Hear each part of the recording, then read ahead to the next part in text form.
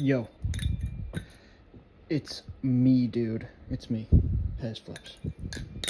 And today we are going to be doing my final review on this guy. This is the Yuppie Telesto Titanium clone. And yeah, might as well just get right into it. So we'll just start with what it comes with. So out of the box, this guy comes with oversized bushings installed and no extra hardware. So you only get the two oversized bushings, that's it. And you get one Allen key, but it's only for the big screws. And the problem is that these are also unscrewable, like tunable Zen pins. And we'll get into that a little bit in the QC as well, but that can create a little bit of a problem as we get into some of those issues.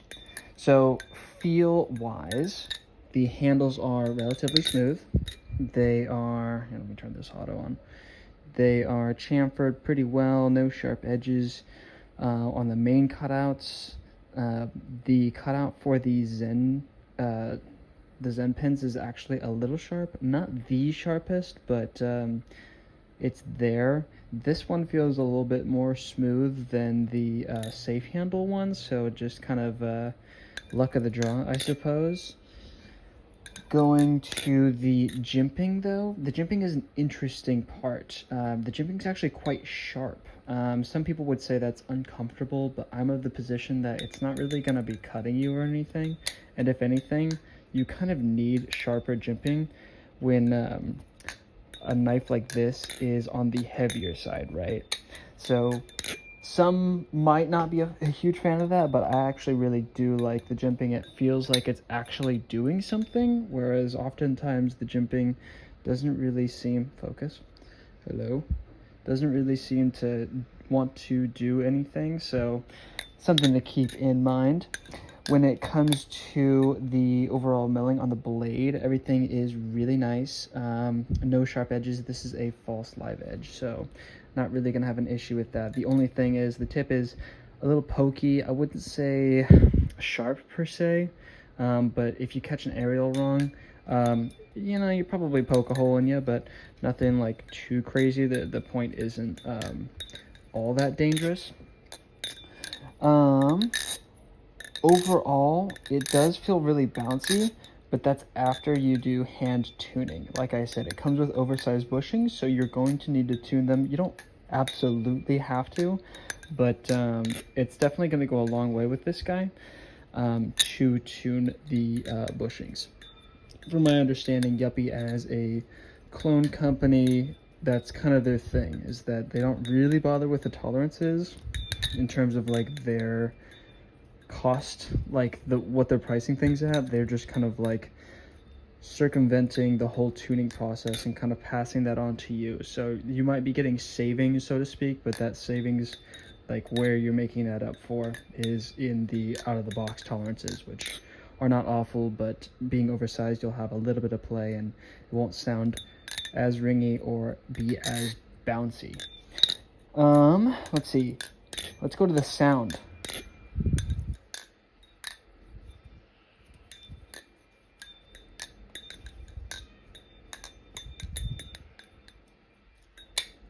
I mean, let me turn the autofocus off.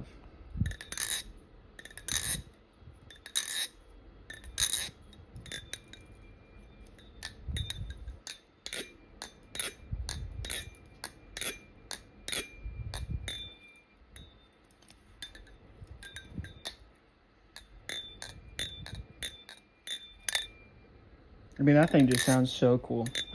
It's got a ring, but the ring is a bit deeper, and I've had other ringy balisongs in the past, and I don't think any of them are, like, ringing balisongs are tough, because if they have a higher register, they can come across as being annoying. The, one of the first balisongs that I ever had, actually, the Squid Industries Squid Trainer, that one has, basically a tuning fork in it, and, you know, while that's the blade that's doing that, this is essentially the same thing, but in the handles instead.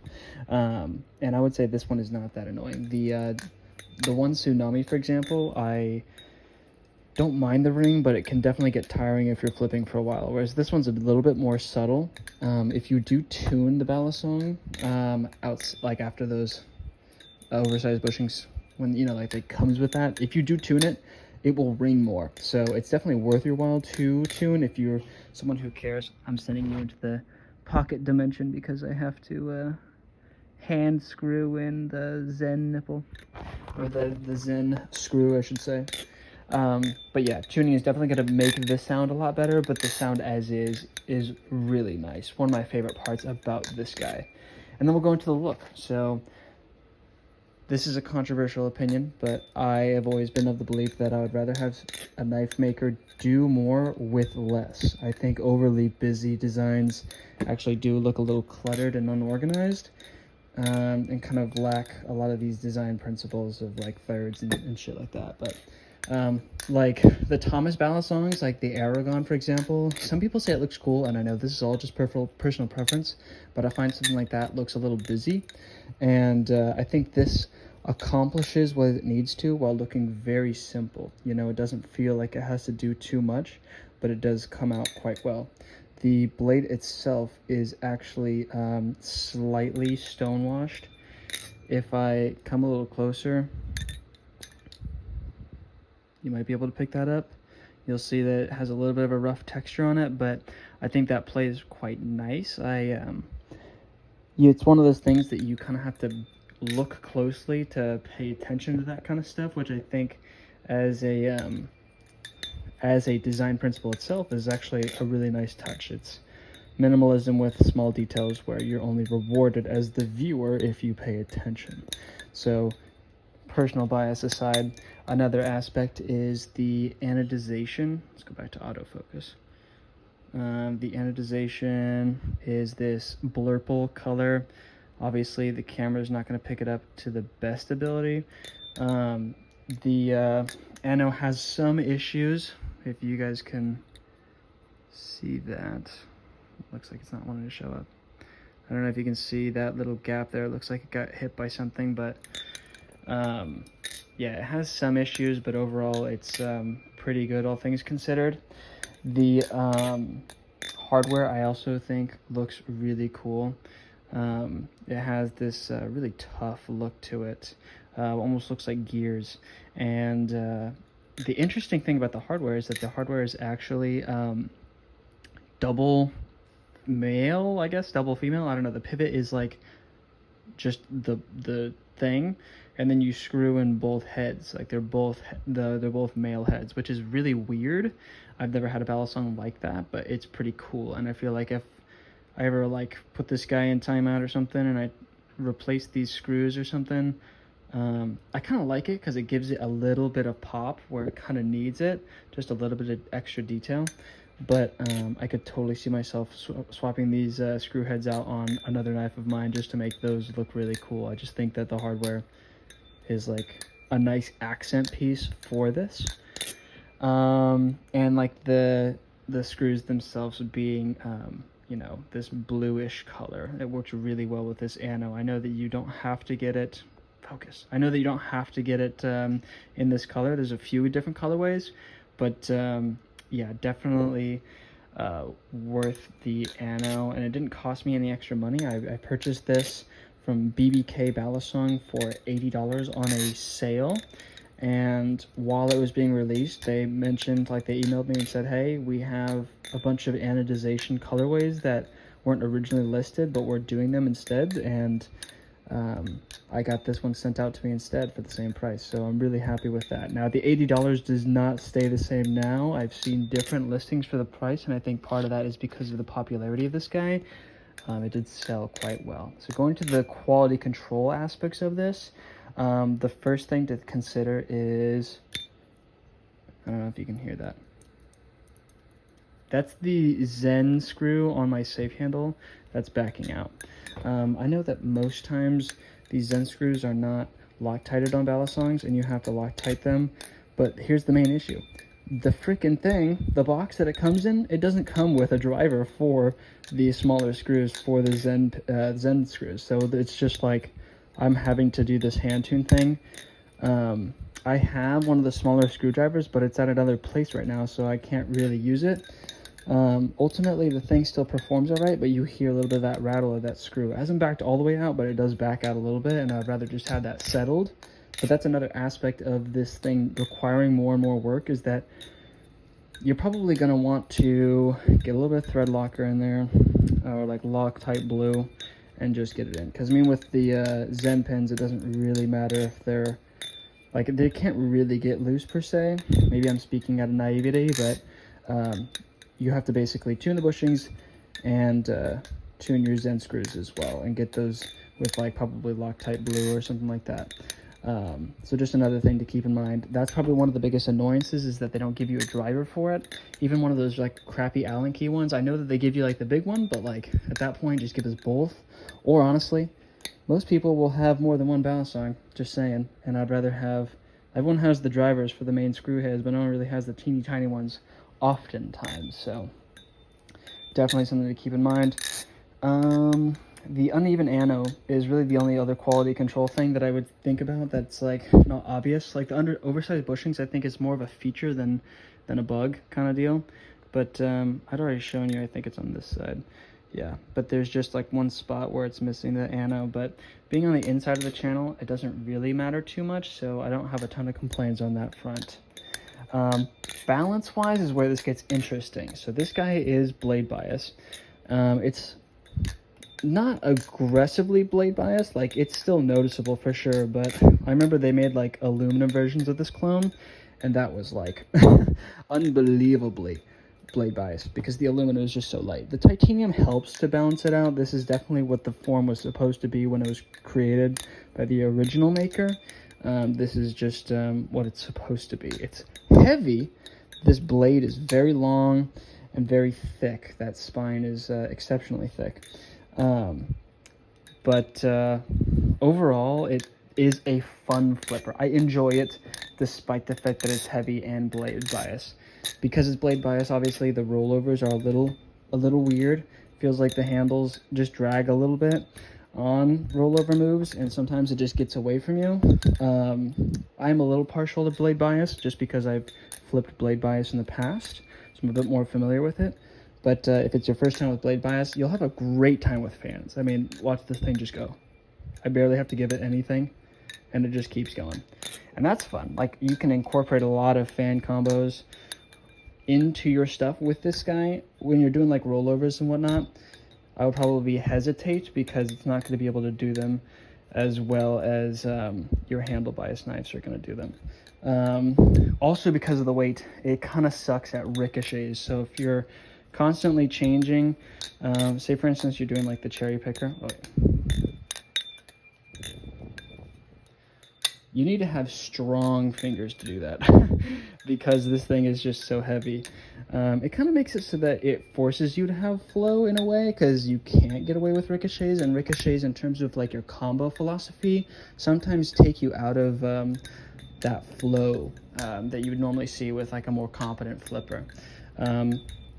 So it's kind of like a hidden good thing, because it's forcing you to have combos that are kind of maintaining a certain direction of flipping. I mean, obviously that's not everyone's personal preferences, but it's kind of like a samurai practicing their swordsmithing with a blindfold on or something. You know, it's kind of like a hard thing to control, but forces you to do really smooth combos because of those limitations that are within it. That being said, though, stuff like the chaplains, those are a little wide. It's not like Volp wide, but it definitely wants to escape you because of that blade weight. You can't do a super fast one, again, leading to that flow. Like, it's supposed to be, with a heavier ballast song, you're kind of like using less movement.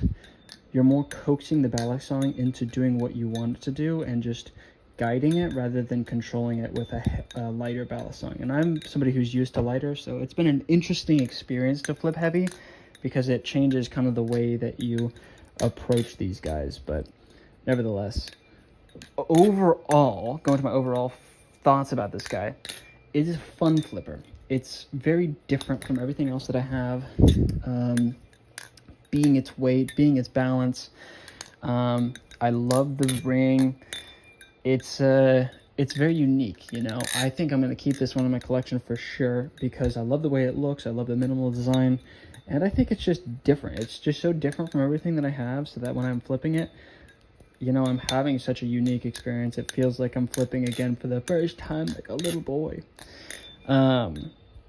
But this is not for everyone. It might be too different for some people. If you are a handle bias enjoyer, you might find that this guy just feels uncontrollable, unpredictable. You can get there, but if that's what you're used to, yeah, buyer be warned. But another aspect is that it needs the driver for the Zen screw. If it had a driver, even a tiny one, this thing would be so much better because you could actually just tighten it up, get it done, and over with, you know? But yeah, sadly, you can't do that on this guy. There's a lot of work that needs to be put into it, like I mentioned. Specifically, you need to be comfortable with tuning. If you don't tune this guy, it's not really worth your while because it will still be okay. It'll still perform arguably the same, if not better, because you'll have more swing because it's oversized. But if you want that sound and that bounce, yeah, you're gonna have to tune it. And I believe that every flipper should know how to tune. So it's like a good thing to do, but that's one aspect. And then having to Loctite the Zen screws is another aspect that should be kept in mind. I bought this at $80, but now it's being listed at $118 at some websites.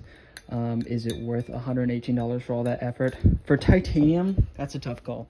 You know, you're not going to get a lot of good deals with titanium, but for the most part, I would say for me personally, being comfortable with tuning, yeah, worth the price. But if it's like your first time tuning, you know, maybe give it a try. Like, I know if you have like a Volt, for example, they give you oversized bushings in the pack with it, so that you can practice tuning. Maybe this wouldn't be the first thing you practice tuning because it's the only one set of bushings, but as long as you're familiar, I'd say pull the trigger on this guy.